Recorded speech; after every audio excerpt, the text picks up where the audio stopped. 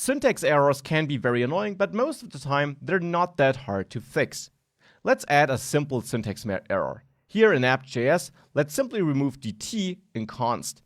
Now all of a sudden, this is an invalid keyword. It doesn't exist, it's not a keyword. And we already get some help in the IDE, which is showing us something is wrong here. Now if we hover over this, we see that a semicolon is expected, and actually this is not that helpful.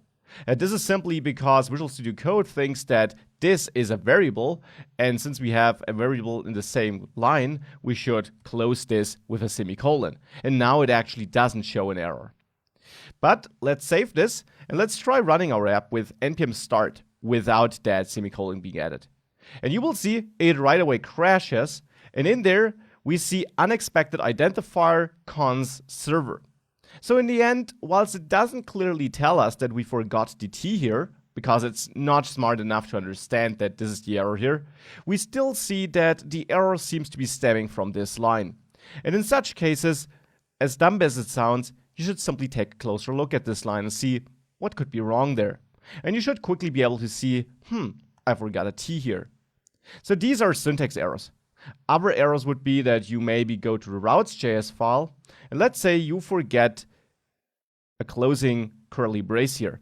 Now again, Visual Studio Code does complain and does show an error over there. If we jump there, we see at the end that the closing curly brace is expected. Now it's not expected at this point where it's showing this message, but it's expected somewhere in the file. And whilst it can be cumbersome, you should then check your block statements, like this if statement, and see if they're all closed correctly. In Visual Studio Code, you also get some help, because if you click next to such a curly brace, you see that this line gets highlighted, and it actually shows you where it thinks that this is getting closed. And this is far too much at the bottom here, for example. Again, if you run this, you will see that it crashes. And there you also see unexpected token, and it points us at route.js, and then you see the line number 2. So here it points us at line 52, and it basically shows us the same place as Visual Studio Code, which is the wrong place. But in such a case here, you should really take the IDE help, see that error message, and then go through your file and see, where could I be missing a character? Or where do I have an extra closing curly brace? Or something like that. And eventually, you should be able to find this error and therefore, of course, fix it.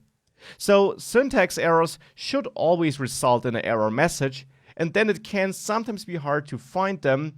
Often it's like a typo, a mistyped variable name of a variable that therefore doesn't exist, or missing or extra characters. But you can find them, and it just takes some time to go through your file.